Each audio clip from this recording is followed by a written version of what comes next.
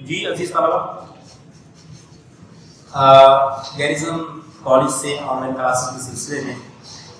ایک اور لیکچر کے ساتھ موجود ہیں۔ ہم آپ کی نصابی کتاب کا سبق پڑھ رہے ہیں اور آنا گھر میں مرغیوں کا مشتاق احمد یوسفی کا لکھا ہوا سبق ہے۔ ان شاعروں کے لیے بنیادی طور پر ایک مزاحیہ مضمون ہے، اور اس سبق میں ان کے ایک دوست کے ساتھ ان کی بحث سے سبق کا آغاز ہوتا ہے کہ ان کے ایک دوست ہیں، ان کے گھر میں مرغیاں ہیں، لیکن وہ چاہتے ہیں کہ وہ مرغیاں مشتاق احمد یوسفی کے گھر میں پالنے کے لیے رکھ لیں کچھ عرصے کے لیے، کیونکہ ان کے گھر مہمان آ رہے ہوتے ہیں، اور مشتاق احمد یوسفی کہتے ہیں کہ مجھے مرغیاں پالنا بالکل پسند نہیں۔ تو ان کے دوست ان کو مرغیوں کی خوبیوں سے آگاہ کرتے ہیں کہ آپ ان کو پالیں، اس سے بہت زیادہ فائدہ ہوگا، یہ پرندہ بہت زیادہ خوبیوں کا مالک ہے۔ اب ہم نے آخری لیکچر میں جو دیکھا تھا اس سبق کو پڑھتے ہوئے کہ ان کے دوست ایک حساب کتاب بتاتے ہیں اپنی طرف سے کہ اس جو پرندہ ہے اس کی تعداد بڑی تیزی سے بڑھتی ہے، اس کی نسل بڑی تیزی سے بڑھتی ہے، اور وہ کہتے ہیں کہ آپ جو ہے اس پرندے کو ذرا پال کر دیکھیں، یہ 2 اور 2 4 نہیں بلکہ 2 اور 2 40 ہوتے ہیں۔ مصنف کہتے ہیں کہ میں دوست سے میں نے پوچھا کہ اگر اتنی تعداد میں یہ مرغیاں کروڑوں کی تعداد میں ہم نے پیدا کرنی ہو گئی، پیدا انڈوں سے بچے نکل آئے اور پھر وہ کروڑوں کی تعداد ہو گئی، تو آخر یہ ان کی خوراک کہاں سے آئے گی؟ تو دوست ان کے جواب دیتے ہیں کہ جناب یہ اپنی خوراک یہ پرندہ خود تلاش کر لیتا ہے۔ پوچھا، اب یہاں سے ہمارا آج کا لیکچر شروع ہو رہا ہے، یہ پیج آپ کا 68 ہے اور اس کا آغاز ہے۔ پوچھا یعنی میں نے سوال کیا، پوچھا اگر مرغیاں پالنا اس قدر آسان اور نفع بخش ہے تو آپ اپنی مرغیاں مجھے کیوں دینا چاہتے ہیں؟ فرمایا یہ آپ نے پہلے ہی کیوں نہ پوچھ لیا، ناحق بے وجہ بے سبب، ناحق رد و قدح کی، رد و قدح بحث و تکرار، ناحق رد و قدح کی۔ آپ جانتے ہیں کہ میرا مکان پہلے ہی اس قدر مختصر ہے، آدھے میں ہم رہتے ہیں اور آدھے میں مرغیاں۔ اب مشکل یہ آ پڑی ہے کہ کل کچھ عزیز چھٹیاں گزارنے آ رہے ہیں، اس لیے اب اس لیے کے بعد پھر خط زنجیر ہے، جملہ مکمل نہیں ہے، لیکن اس کا آگے مطلب کیا بنتا ہے کہ میرا مکان چھوٹا ہے، میرے ہاں کچھ عزیز آ رہے ہیں اپنی چھٹیاں گزارنے کے لیے اس شہر میں، وہ میرے پاس رہیں گے۔ میرے مکان میں چونکہ آدھے گھر میں مرغیاں رہتی ہیں، آدھے گھر میں میں رہتا ہوں، میرے گھر والے رہتے ہیں، سو ہمیں وہ عزیزوں کے لیے وہ جگہ خالی چاہیے، سو میں چاہتا ہوں کہ یہ مرغیاں آپ کے ہاں منتقل کر دی جائے۔ اور دوسرے دن ان کے نصف مکان میں عزیز اور ہمارے گھر میں مرغیاں آ گئی۔ اس کہتے ہیں کہ اگلے دن ان کی مرغیاں میرے گھر منتقل ہو گئیں، ان کے گھر کے مہمان آ گئے اور دوست کے گھر کی مرغیاں تھیں وہ میرے گھر منتقل ہو گئی۔ اب اس کو میری سادہ لوہی نہ سمجھی، اب اس کو میری سادہ لوہی کہیے یا خلوص نیت کہ شروع میں میرا خیال تھا کہ انسان محبت کا بھوکا ہے اور جانور اس واسطے پالتا ہے کہ اپنے مالک کو پہچانے اور اس کا حکم بجا رہے، یعنی جانور اپنے مالک کا حکم مانے، اس کی بات مانے اور اپنے مالک کو پہچانے، یہ محبت کا ایک طریقہ ہے، تو انسان اس سے خوش ہوتا ہے۔ گھوڑا اپنے سوار کا آسن کہتے ہیں بیٹھنے کا انداز، گھوڑا اپنے سوار کا آسن اور ہاتھی اپنے مہاوت کا آکس پہچانتا ہے، یعنی گھوڑا اب اس کا اپنا جو سوار ہے جس کی ملکیت ہے وہ گھوڑا، اگر وہ مالک اس پہ بیٹھے گا تو پتہ چل جائے گا کہ میرا مالک ہے، کوئی اور ہوگا تو نہیں بیٹھنے دے گا۔ اور جو ہاتھی ہوتا ہے وہ اپنے سکھانے والے کا، چلانے والے کا جو آکس ہے، جو چھڑی ہے جس سے اس کو سکھاتا ہے، اس کو پہچانتا ہے کہ یہ میرے مالک نے مجھے اس چھڑی سے چھوا ہے یا کوئی اور ہے۔ کتا اپنے مالک کو دیکھتے ہی دودھ لانے لگتا ہے جس سے مالک کو روحانی خوشی ہوتی ہے۔ سانپ بھی سپیرے سے ہل جاتا ہے، مانوس ہو جاتا ہے، لیکن مرغیاں، میں نے آج تک کوئی مرغی ایسی نہیں دیکھی جو کسی اور کو پہچانے اور جس کو اپنے پرائے کی تمیز ہو۔ اب مشتاق احمد یوسفی پہلے جو بحث ہوئی دوست کے ساتھ مرغیوں کے حوالے سے اس کا ذکر کیا، اور اب جب مرغیاں ان کے گھر آ گئی تو بتا رہے ہیں کہ ان مرغیوں کے گھر میں آنے کی وجہ سے مجھے کن دقتوں کا سامنا کرنا پڑا، کن مشکلات کا سامنا کرنا پڑا۔ تو کہتے ہیں کہ میں نے کوئی مرغی ایسی نہیں دیکھی کہ جو اپنے مالک کی اور کسی غیر میں تمیز رکھے، یعنی دوسرے جب پالتو جانوروں کی طرح اپنے مالک سے محبت کرے اور دوسرے انسانوں سے ڈرے، ایسا نہیں ہے۔ مہینوں ان کی نگہداشت اور سنبھال کیجیے. نگہداشت کرنا، دیکھ بھال کرنا، سنبھال کرنا، خیال رکھنا. برسوں ہتھیلیوں پر چگائیے، یعنی ان سے اتنی محبت کیجیے مرغیوں سے کہ اپنی ہتھیلی پر دانا رکھ کر انہیں چگائیں، انہیں دانا کھلائیں. لیکن کیا مجال کہ آپ سے ذرا بھی مانوس ہو جائیں. لیکن کہتے ہیں کہ وہ آپ سے تھوڑا سا بھی مانوس نہیں ہوگی. مانوس ہونا، انس ہونا، محبت کرنا، یعنی ہل جانا.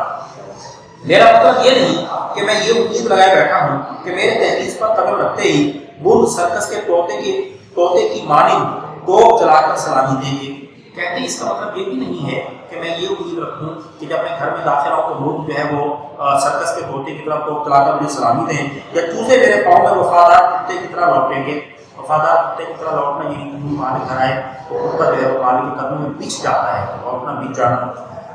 اور مرغیاں اپنے انڈے سپرد مکو مایائے خیشرا، یہ ایک جو فارسی کہاوت ہے کہ جو جب میں کھا رہا ہوں تو مرغیاں اپنے انڈے میرے سپرد کریں، اور یہ کہتے ہوئے فارسی کا یہ جملہ کہتے ہوئے کہ میں اپنی دولت آپ کے سپرد کرتا ہوں، واپس چلی جائیں. مجھے سونپ کر اٹھتے قدموں واپس چلی جائیں. تاہم پھر بھی پالتو جانور سے خواہ وہ شرعاً حلال ہی کیوں نہ ہو، یہ توقع نہیں کی جاتی کہ وہ ہر چمکتی ہوئی چیز کو چھری سمجھ کر بدکنے لگے، ڈرنے لگے. یعنی کہتے ہیں کہ مرغیاں ایک ایسی نسل ہے، ایسا پرندہ ہے جو کسی بھی چمکتی ہوئی چیز کو اگر انسان کے یا مالک کے ہاتھ میں دیکھ لے تو فوراً ڈر کے بھاگ جاتا ہے. وہ سمجھتا ہے کہ مالک مجھے ذبح کرنے کے لیے آ رہا ہے، کیونکہ وہ حلال پرندہ ہے، تو لہٰذا اس کے ذہن میں یہی خیال آتا ہے چھری کو یا چمکتی ہوئی چیز کو دیکھ کر کہ بس مالک نے مجھے اب ذبح کیا کہ تب ذبح کیا. اور مہینوں کی پرورش اور پرداخت کا مطلب بھی پرورش ہوتا ہے، دیکھ بھال ہوتا ہے، کہ باوجود محض اپنے جبلی تعصب کی بنا پر، جبلی فطری تعصب بیجا دشمنی، جبلی تعصب کی بنا پر ہر مسلمان کو اپنے خون کا پیاسا تصور کرے. کیونکہ مسلمانوں کے یہاں مرغی حلال ہیں اور گوشت جو ہے وہ بڑا تواتر سے کھایا جاتا ہے، زیادہ کھایا جاتا ہے. اس لیے مسلمانوں کا حوالہ کیا. یہ بھی مزاح کی ایک شکل ہے کہ مرغی اس لیے ڈر جائے کہ یہ جو جس کے ہاتھ میں چمکتی ہوئی چیز ہے جو یہ مسلمان ہے، اس لیے یہ یقیناً مجھے اس سے ذبح کر دے گا. تو کہتے ہیں کہ یہ جبلی تعصب ہے، یعنی ان کی فطرت میں یہ ایک ایسی چیز ہے کہ جو بے جا طور پر دشمن سمجھ لیتی ہے اس شخص کو کہ جس کے ہاتھ میں چھری ہو یا چھری سے ملتی جلتی کوئی چیز ہو، اور وہ ڈر کے بھاگ جاتا ہے. ایک عام خوش فہمی جس میں تعلیم یافتہ اصحاب بالعموم، تعلیم یافتہ پڑھے لکھے اصحاب بالعموم اور اردو شعراء بالخصوص عرصے سے مبتلا ہیں، یہ ہے کہ مرغ صرف صبح اذان دیتے ہیں. کہتے ہیں عام طور پر لوگ یہ سمجھتے ہیں کہ مرغ صرف صبح کے وقت اذان دیتے ہیں، جو قدرت نے مرغ کے اذان دینے کے لیے مقرر کیا ہے. یا یہ ایک دوبارہ سے آپ اس کو ریڈ کرتے ہیں، ایک عام خوش فہمی جس میں تعلیم یافتہ اصحاب بالعموم اور اردو شعراء بالخصوص عرصے سے مبتلا ہیں، یہ ہے کہ وہ صرف صبح اذان دیتے ہیں. 18 مہینے اپنی عادات و خصائل کا بغور مطالعہ کرنے کے بعد، 18 مہینے یعنی 1 سال 6 مہینے، کہتے ہیں کہ مرغیاں میرے پاس آئیں اور 1.5 سال گزر گیا تو 1.5 سال عادت کی جمع، خصائل خسرت کی جمع یعنی فطرت، اس نتیجے پر پہنچا ہوں کہ یا تو میں جان بوجھ کر عین اس وقت سوتا ہوں جو قدرت نے مرغ کی عذاب دینے کے لیے مقرر کیا ہے، یا یہ ادبدا کر جان بوجھ کر، یعنی جو مرغ ہیں، یعنی جو مرغیاں کے کھائیں. کہتے ہیں کہ لوگ تو یہ سمجھتے ہیں کہ صبح کے وقت اذان دیتے ہیں، لیکن 1.5 سال کے عرصے میں مجھے اندازہ ہوا کہ یا تو یہ جان بوجھ کر عین اس وقت اذان دیتے ہیں جب میں سوتا ہوں، گویا انہوں نے مجھ سے دشمنی موڑ لے رکھی ہے. یہ آپ کو بتا کر اس وقت اذان دیتا ہے جب خدا کے گنہگار بندے خواب غفلت میں پڑے. کیسے لوگ سنتے ہیں یا تو میں سوتا ہی اس وقت ہوں جو اس کے اذان دینے کا وقت ہوتا ہے، یا پھر یہ دیکھ رہا ہوتا ہے کہ جو ہی میں سوتا ہوں، اب خدا کے گنہگار بندے یہ تمام انسانوں کے لیے لیکن خاص طور پر اپنا ذکر کر رہے ہیں کہ یا میں یہ اس وقت اذان دینا شروع کر دیتا ہے جب مجھے سوتے ہوئے دیکھتا ہے، گویا میری دشمنی کی. یا یہ ادبدا کر اس وقت اذان دیتا ہے جب خدا کے گنہگار بندے خواب غفلت میں پڑے ہوں. بہر صورت ہمارے محبوب ترین اوقات اتوار کی صبح اور سحر پہر ہیں. کہتے ہیں اتوار صبح چھٹی ہوتی ہے، سوئی ہمارے سب سے پیارے اوقات ہیں جب ہمیں سونے کا موقع ملتا ہے. آج بھی چھوٹے قصبوں میں کثرت سے زیادہ تعداد میں ایسے خوش عقیدہ یعنی اچھے عقیدے والے حضرات مل جائیں گے جن کا ایمان ہے کہ مرغ بانگ نہ دے تو پاؤں نہیں پھٹتی. بانگ سے بعد آواز لگانا اذان دینے کے معنی میں بھی آتا ہے. تو کہتے ہیں کہ ایسے لوگ بھی ہیں دیہات میں تو یہ سمجھتے ہیں کہ جب تک مرغ کی اذان نہ آئے تو پاؤں نہیں پھٹتی یعنی صبح نہیں ہوتی, سورج طلوع نہیں ہوتا. لہذا کفایت شیار بچت کے عادی کفایت شیار لوگ الارم والی ٹائم پیس خریدنے کے بجائے مرغ پال لیتے ہیں. اب یہ مزاح ہے, کہتے ہیں کہ جو بچت کرنے کے عادی لوگ ہوتے ہیں وہ ٹائم پیس الارم نہیں خریدتے جو جگانے کے کام آتا ہے, بلکہ مرغ پال لیتے ہیں. اور صرف اس لیے نہیں پالتے کہ مرغ انہیں صبح کے وقت جگا دیا کریں, بلکہ کیوں پالتے ہیں؟ خریدنے کے بجائے مرغ پال لیتے ہیں تاکہ ہمسایوں کو سحر خیزی کی عادت رہے. سحر خیزی جلدی جاگنا یعنی کہہ رہے ہیں کہ مرغ کی آواز اتنی بلند ہوتی ہے کہ گھر والے تو جاگتے ہی جاگتے ہیں, ساتھ ساتھ جو ہمسائے ہوتے ہیں وہاں تک بھی مرغ کی بانگ کی آواز پہنچتی ہے اور ہمسائے بھی خواب غفلت سے بیدار ہو جاتے ہیں. بعضوں کے گلے میں یعنی کچھ مرغوں کے گلے میں قدرت نے وہ سحر جلال عطا کیا ہے. یعنی سحر جلال روبدار آواز کا سحر جادو عطا کیا ہے کہ نیند کے ماتے نیند میں پڑے ہوئے خواب غفلت میں پڑے ہوئے نیند کے مارے ہوئے نیند کے ماتے تو ایک طرف رہے, ان کی بانگ سن کر ایک دفعہ تو مردہ بھی کفن پھاڑ کے ککڑوں بیٹھ جائے, ککڑوں پاؤں کے بل. کہتے ہیں کہ ان کی آواز اتنی تیز ہوتی ہے کہ نیند کے مارے تو بیچارے جاگتے ہی ہیں, لیکن اتنی تیز آواز کہ مردے بھی ایک دفعہ کفن پھاڑ کے اٹھ جاتے ہیں کہ پتہ نہیں کیا ہوا. یہ اتنی تیز آواز شاید قیامت کے قائم ہونے کی ہے, سورہ اسرافیل کی ہے. آپ نے کبھی غور کیا کہ دوسرے جانوروں کے مقابلے میں مرغ کی آواز اس کی جسامت کے لحاظ سے کم از کم 100 گنا زیادہ ہوتی ہے. کہتے ہیں کہ جو جسامت ہے مرغ کی اس کے کمپیریٹیولی اس کی نسبت سے اس کی آواز بہت تیز ہوتی ہے. میرا خیال ہے کہ اگر گھوڑے کی آواز بھی اسی تناسب سے بنائی گئی ہوتی, یعنی جو مرغ کی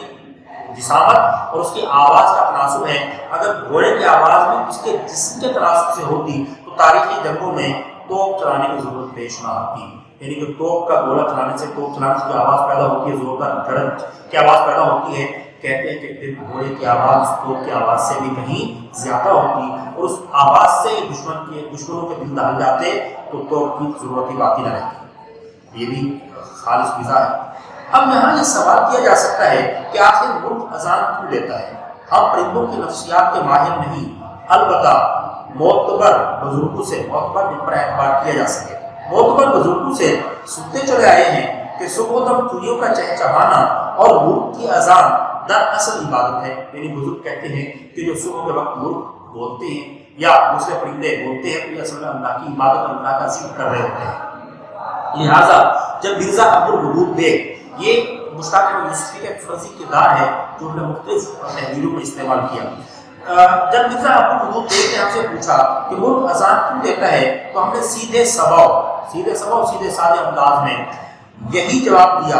کہ اپنے رب کے حمد و ثنا کرتا ہے, اپنے رب کی تعریف کرتا ہے. کہنے لگے, یعنی مرزا عبدالودود بیگ نے جواب دیا, صاحب اگر یہ جانور واقعی اتنا عبادت گزار ہے تو لوگ اسے اتنے شوق سے کیوں کھاتے ہیں؟ کہ اللہ کی عبادت کرنے والے جانور کو تو زیادہ طویل اور اس کی ہونی چاہیے تاکہ اللہ کی زیادہ عبادت کر سکے, تو پھر لوگ اس کو کھا کیوں جاتے ہیں, اس کو ذبح کر لیتے ہیں. اب ایک واقعہ استاد احمد یوسفی بیان کر رہے ہیں. کہتے ہیں کہ ایک دن موسلادھار بارش ہو رہی تھی, تیز بارش ہو رہی تھی. تھکا ماندہ, یعنی میں اپنے دفتر سے تھکا ہوا بارش میں شراب ہوئی, بارش میں بھیگا ہوا گھر پہنچا تو دیکھا کہ 3 مرغے میرے پلنگ پر ہیں.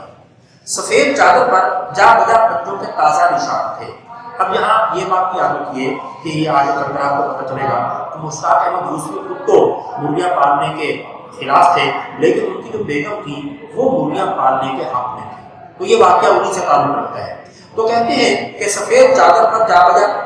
پنجوں کے تازہ نشان تھے. یہ بارش تھی, بارش میں مرغے باہر بارش میں پھرتے رہے, پھر آ کے میرے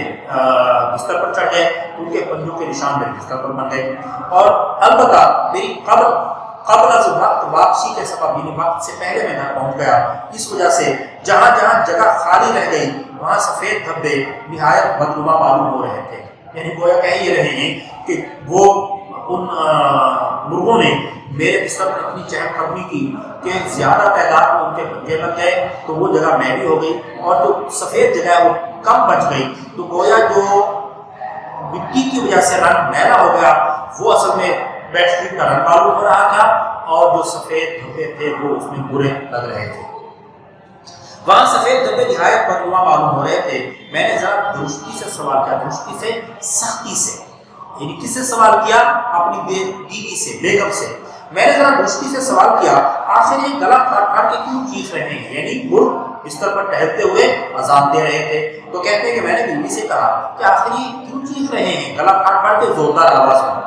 بولی، یعنی بیوی نے جواب دیا آپ تو خواہ الرجک ہو گئے ہیں، یعنی آپ ان لوگوں سے بے وجہ الرجک ہو چکے ہیں، یہ بیچارے چونچ بھی کھولیں تو آپ سمجھتے ہیں کہ مجھے چڑھا رہے ہیں، یعنی یہ تھوڑا سا بول گریں، تھوڑا سا اذان دے لیں، آواز منہ سے نکال لیں تو آپ سمجھتے ہیں کہ آپ کو چڑھا رہے ہیں۔ میرے صبر کا پیمانہ لبریز ہو گیا، میری صبر کا پیمانہ بڑھ گیا، دل نے کہا بس بہت ہو چکا، آج دو لوگ فیصلہ ہو جائے، یعنی آخری فیصلہ ہو جائے، اس گھر میں اب یا تو یہ رہیں گے یا میں، یعنی کہتے ہیں کہ میں نے یہ جملہ کہا کیا کہ اس گھر میں اب یا تو یہ رہیں گے یا میں نے بکھر کر غصے میں بکھر کر کہا، یعنی میں نے غصے میں آ کر اپنی بیگم سے کہا کہ دیکھو اب اس گھر میں یا میں رہوں گا یا یہ مرغیاں رہیں گی۔ ان کی آنکھوں میں سچ مچ آنسو آ رہے، یعنی بیگم کی آنکھوں میں آنسو آ گئے، ہراساں ہو کر کہنے لگی، ہراساں پریشان، ہراساں ہو کر کہنے لگی میہ برستے میں آپ کہاں جائیں گے؟ گویا یہ مرغیاں تو گھر میں رہیں گی، آپ کو ہی جانا پڑے گا، لیکن اب آپ یہ بتائیں کہ ابھی بارش ہو رہی ہے، میہ برستے میں آپ کہاں جائیں گے؟ آپ ٹھہر جائیں، جب بارش رک جائے تو پھر آپ چلے جائیے گا، اطمینان رکھیے، مرغیاں یہی رہیں گی، آپ کو جانا ہے تو چلے جائیے۔ تو ہراساں ہو کر کہنے لگی میہ برستے میں آپ کہاں جائیں گے؟ اس جنس کے بارے میں، یعنی مرغیوں کے بارے میں ایک مایوس کن انکشاف یہ بھی ہوا کہ خواہ آپ موتی چگائیں، خواہ سونے کا نوالا کھلائیں، مراد ہے جتنی اچھی خوراک آپ انہیں دے دیں، مگر اس کو کیڑے مکوڑے، جھینگر، بھنگے، چیونٹے اور کیچوے کھانے سے باز نہیں رکھ سکتے۔ یہ مختلف کیڑوں کے نام ہیں، باز نہیں رکھ سکتے، اور میں یہ باور کرنے کے لیے، یعنی ماننے کے لیے، یقین کرنے کے لیے تیار نہیں کہ اس کا اثر و نفوذ انڈے میں نہ ہو، یعنی یہ جو مرغیاں جو چیز کھاتی ہیں، کیڑے مکوڑے کھاتی ہیں، تو ان کی تاثیر انڈوں میں بھی جاتی ہے۔ پھر موکسا کے ایک افسانے کا ہیرو کہتے ہیں کہ میں اس بات پہ یقین کرنے کو تیار نہیں ہوں کہ ان کیڑے مکوڑوں کا اثر مرغی کے انڈوں میں نہیں جاتا ہوگا۔ اور پھر آگے موکسا، یہ فرانس کا عظیم افسانہ نگار ہے، اس کے ایک جملے کا حوالہ دیتے ہیں۔ پھر موکسا کے ایک افسانے کا ہیرو اگر یہ دعویٰ کرے کہ وہ زردی کی بو سے یہ بتا سکتا ہے کہ مرغی نے کیا کھایا، تو اچنبے کی بات نہیں، اچنبے کی حیرت نہیں۔ تو کہتے ہیں کہ موکسا جو کہ عظیم افسانہ نگار تھا، اس کا ایک ہیرو ایک افسانے میں کہتا ہے کہ میں مرغی کی انڈے کی زردی کی بو سن کر بتا سکتا ہوں کہ مرغی نے کیا کھایا۔ تو کہتے ہیں یہ حیرت کی بات نہیں، کیونکہ جو کچھ اس نے کھایا ہوگا اس کا اثر انڈے میں بھی آتا ہے۔ آپ نے سنا ہوگا کہ کھلی اور بھوسا کی خاصیت اور چوپایوں کی خصلت کے پیش نظر، کھلی اور بھوسا، یہ جو چوپایوں کو پالتو جانوروں کو، یعنی گائے اور بھینس اور بکری وغیرہ کو کھانا اور چارہ دیا جاتا ہے، اس کو کھلی اور بھوسا کہتے ہیں۔ کھلی اور بھوسا کی خاصیت، کھل بھی کہا جاتا ہے بعض علاقوں میں انہیں، اور بھوسا گندم کا جو باقی بچتا ہے دانے نکالنے کے بعد اس کے پھلکے وغیرہ، اس کو بھوسا کہا جاتا ہے۔ کھلی اور بھوسا کی خاصیت یعنی خوبیوں اور چوپایوں کی خصلت کے پیش نظر، چوپایا کہتے ہیں چار پیروں والے جانور، مراد ہوگا جہاں دودھ دینے والے پالتو جانور، چوپایوں کی خصلت یعنی عادت کے پیش نظر بعض نفاست پسند والیان ریاست یعنی ریاستوں کے حکمران جو کہ بڑے نفیس و طبع تھے، مزاج کے حوالے سے بڑے نفیس تھے، اس بات کا بڑا خیال رکھتے تھے کہ جن بھینسوں کی دودھ کی بالائی، یعنی جن بھینسوں کے دودھ کی بالائی ان کے دسترخوان پر آئے، ان کو صبح و شام بادام اور پستے کھلائے جائیں تاکہ اس کا اصل ذائقہ اور مہک بدل جائے۔ یعنی وہ کہنا یہ چاہ رہے ہیں کہ دودھ میں جو کھلی اور بھوسے کی مہک تھی وہ ان والیان ریاست کے مزاج کو ناگوار بدلتی تھی، سو وہ ان بھینسوں اور گایوں کو یا ان جانوروں کو بادام اور پستے کھلائے جاتے تھے جن کے دودھ کی بالائی ان والیان ریاست کے دسترخوان پر استعمال کے لیے موجود ہوتی تھی۔ تاکہ ان کا اصل ذائقہ اور مہک خوشبو بدل جائے۔ اس سے ظاہر ہو، اب یہ طنز کر رہے ہیں، اس سے ظاہر ہوتا ہے کہ اس زمانے میں عمدہ دودھ کی خوبی یہ تھی کہ اسے پی کر کوئی یہ نہ کہہ سکے کہ یہ دودھ ہے۔ کہتے ہیں قدرتی دودھ، نیچرل دودھ ہے، اس میں ظاہر جانور کے جو کھائے گا اس کو مہک آئے گی، لیکن امیر لوگوں کے لیے اس زمانے میں مالیان ریاست کے لیے خوبی یہ تھی کہ دودھ ایسا ہونا چاہیے جس کو پی کر یہ نہ کہا جا سکے کہ یہ دودھ ہے، گویا یہ طنز کر رہے ہیں۔ ایک اور سنگین غلط فہمی جس میں خواص و عوام مبتلا ہیں، خواص خاص لوگ، عوام عام لوگ مبتلا ہیں، اور جس کا ازالہ میں رفاہ عام کے لیے عام لوگوں کے لیے نہایت ضروری خیال کرتا ہوں، رفاہ عام لوگوں کی بھلائی کے لیے، رفاہ عام کے لیے نہایت ضروری خیال کرتا ہوں یہ ہے کہ مرغیاں دڑبے اور ٹاپے میں رہتی ہیں۔ یعنی لوگ یہ سمجھتے ہیں کہ شاید مرغیاں اپنے وہ کمرہ جو چھوٹا سا ان کو رکھنے کے لیے بنایا جاتا ہے دڑبا یا ٹاپا جو ان کو ڈھکنے کے لیے ڈھانپنے کے لیے کام آتا ہے، تو شاید مرغیاں وہاں رہتی ہیں۔ کہتے ہیں ایسا حدیث نہیں ہے۔ میرے 1.5 سال کے مختصر مگر بھرپور تجربے کا نچوڑ یہ ہے کہ مرغیاں دڑبے کے سوا ہر جگہ نظر آتی ہیں، اور جہاں نظر نہ آئیں وہاں اپنے ورود و نزول کا، ورود وارد ہونا، نزول نازل ہونا یعنی موجود ہونا کا ناقابل تردید، جس کو جھٹلایا نہ جا سکے، ناقابل تردید ثبوت چھوڑ جاتی ہیں۔ کہتے ہیں ویسے تو مرغیاں دڑبے اور ٹاپے میں نہیں رہتی، باہر پھرتی ہیں، اور جہاں جہاں جاتی ہیں وہ اپنی موجودگی کا جو ہے وہ ثبوت چھوڑ جاتی ہیں۔ یعنی ان کے پاؤں کے پنجوں کے نشان وہاں موجود ہوتے ہیں، یا وہ بیٹ وغیرہ کرتی ہیں تو وہ وہاں موجود ہوتی ہے، تو پتہ چلتا ہے کہ یہاں مرغیاں آئی تھیں۔ ان کی آنکھوں نے ان آنکھوں نے یعنی کہتے ہیں میری آنکھوں نے بارہا یعنی کئی بار غسل خانے سے، انڈے اور کتابوں کی الماری سے جیتے جاتے چوزے نکلتے دیکھے۔ یعنی مرغیاں کیا کرتی ہیں، کتابوں کی الماری میں بھی موجود ہوتی ہیں، غسل خانے بھی موجود ہوتی ہیں، تو کہتے ہیں غسل خانے میں انڈے دے دیتی ہیں، کتابوں کی الماری میں بھی انڈے دیے، کسی کو پتہ نہ چلا، پھر کیا ہوا کہ کچھ دن بعد ان انڈوں سے چوزے نکل آئے، یعنی مرغی ان انڈوں پہ بیٹھ گئی اور کچھ دن بعد وہاں سے چوزے نکل آئے۔ اور کتابوں کی الماری سے جیتے جاتے چوزے نکلتے دیکھے، لحاف سے کڑک مرغی اور دڑبے سے شیر کی پیاری برآمد ہونا روزمرہ کا معمول ہو گیا۔ لحاف سے یعنی بستر سے، کڑک مرغی وہ مرغی کو انڈے دینا چھوڑ دے اترنے کے لیے، اور ایسے آپ میں اگر انڈوں سے چوزے نکالنا، مرغی کے بچے پیدا کرنا مقصود ہو تو پھر اس مرغی کو انڈوں پر بٹھایا جاتا ہے۔ تو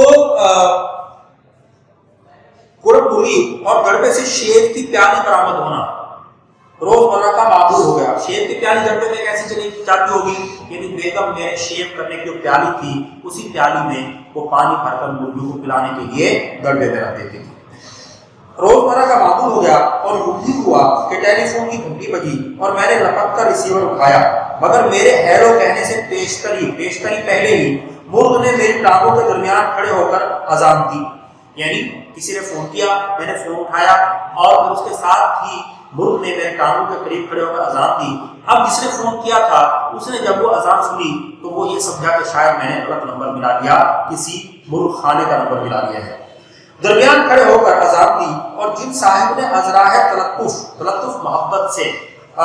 مجھے یاد فرمایا تھا، انہوں نے سوری رانگ نمبر کہہ کر جھٹ فون بند کر دیا۔ یہ مرغ کی آواز سننے کے بعد وہ یہ سمجھے کہ شاید یہ جو میں نے نمبر ملایا ہے یہ غلط نمبر ملا بیٹھا ہوں، تو انہوں نے جھٹ بھی فوراً فون بند کر دیا۔ گویا اگر کسی نے کوئی اہم بات بھی کرنی ہوتی تو وہ نہیں کر پاتے تھے، اور ان مرغوں کی وجہ سے وہ کال جو ہے وہ کٹ جاتا تھا۔ قصہ مختصر، چند ہی مہینوں میں اس طائر لاہوتی ایک فرضی آسمانی پرندہ،